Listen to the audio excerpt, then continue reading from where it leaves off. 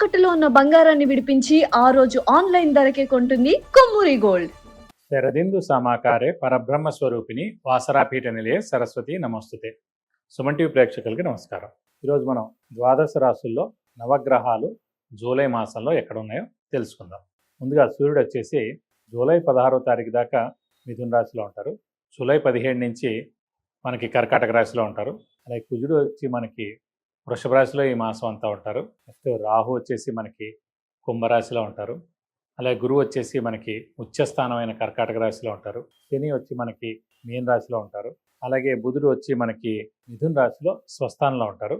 అలాగే శుక్రుడు వచ్చేసి మనకి సింహరాశిలో ఉంటారు.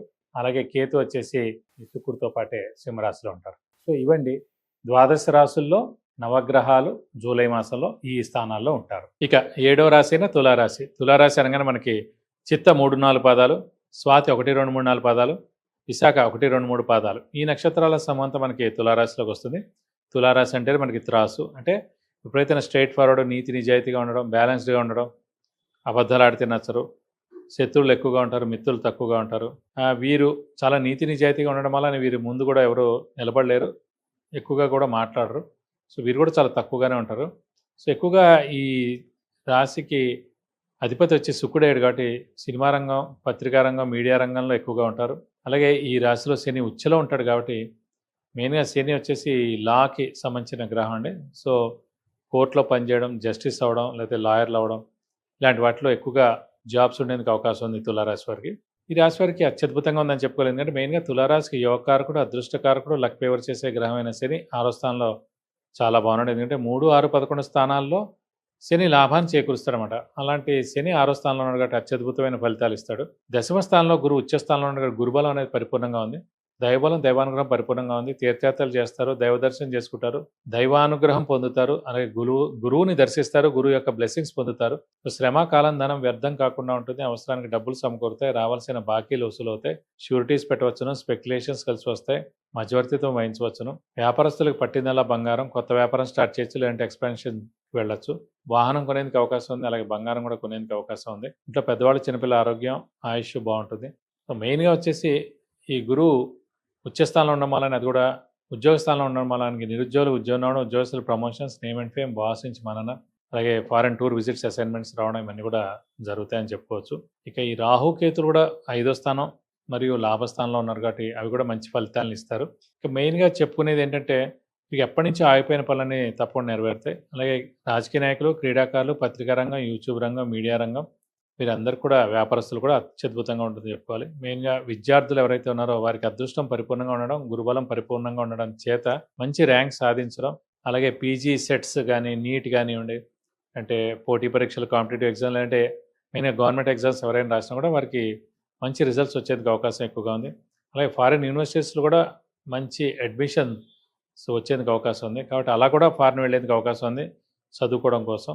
ఇక్కడున్న కూడా స్టేట్ మారడం, అంటే మంచి యూనివర్సిటీలో, మంచి కాలేజీలో ర్యాంక్ సాధించడం ద్వారా మంచి సీట్ కూడా వస్తుంది. బట్ విద్యార్థులకు మటుకు సువర్ణ అవకాశం చెప్పుకోవచ్చు. వారికి పట్టిందల్లా బంగారం చెప్పుకోవచ్చు.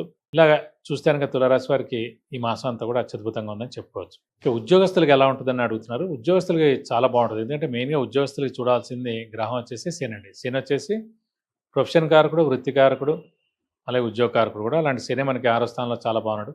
ఇది కాకుండా దశమ స్థానం, ఉద్యోగ స్థానంలో మన గురువు ఉచ్చలో ఉన్నాడు కాబట్టి నిరుద్యోగులు ఉద్యోగం రావడం, ఉద్యోగస్తుల promotions, name and fame, boss నుంచి మనన, ఫారెన్ టూర్ విజిట్స్, అసైన్మెంట్స్ ఇవన్నీ కూడా కలిసి రావడం కూడా జరుగుతాయి. సో ఉద్యోగస్తులకు పరిపూర్ణంగా బాగుంటుందని చెప్పుకోవాలి. వ్యాపారస్తులకు ఎలా ఉంటుందని అడుగుతున్నారు. సో వ్యాపారస్తులకు అత్యద్భుతంగా ఉంటుంది. ఎందుకంటే గురువే మెయిన్గా బాగుండాల్సింది, అలాగే అదృష్టం కూడా బాగుండాలి. మెయిన్గా తులారాశికి అదృష్టకారకుడు, యోగకారకుడు, లక్ ఫేవర్ చేసే గ్రహమైన శని 6వ స్థానంలో పరిపూర్ణంగా చాలా బాగున్నాడు. ఆ శనిని మళ్ళీ భాగ్య దృష్టితోటి గురువు కూడా చూస్తున్నాడు కాబట్టి ఇంకా చాలా బాగున్నాడు. గురువు ఉచ్చ స్థానంలో ఉండి వృత్తి స్థానంలో ఉన్నాడు కాబట్టి వ్యాపారస్తులు పట్టిందల్లా బంగారం, కొత్త వ్యాపారం స్టార్ట్ చేయొచ్చు, లేదంటే ఎక్స్పాన్షన్ జోలికి వెళ్ళొచ్చు, క్రెడిట్స్ కూడా ఇవ్వచ్చు. పాత అప్పులు ఏమన్నా కూడా అన్నీ తీరిపోతాయి, కొత్త అప్పులు చేయక్కర్లేదు. సో అత్యద్భుతంగా ఉంటుందని చెప్పుకోవచ్చు వ్యాపారస్తులకి.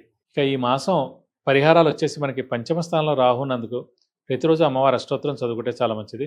ముఖ్యంగా దుర్గాదేవిని ఎక్కువగా ఆరాధిస్తే మంచిది. ప్రతిరోజు దుర్గాదేవి అష్టోత్తరం చదువుకుంటే మంచిది.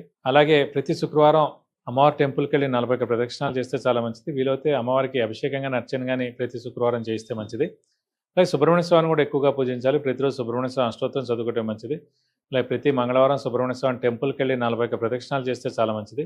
ఇక్కడ స్కందగిరి టెంపుల్ అని ఉందండి పద్మారావు నగర్ సికింద్రాబాద్లో. అక్కడ మీ పేరు నక్షత్ర గోత్రనామంతో హోమం మరియు అభిషేకం ఒకసారి చేయిస్తే మీ పేరు నక్షత్ర గోత్రనామంతో ఆ సుబ్రహ్మణ్య స్వామికి స్కందగిరి టెంపుల్లో చాలా మంచి జరుగుతుంది. ఎందుకంటే డిసెంబర్ 5 దాకా మటుకు మనకి పంచమంలో రాహు ఉంటాడు కాబట్టి ఈ పరిహారం పాటిస్తే మీకు అన్ని విధాలా మంచి చేకూరుతుంది.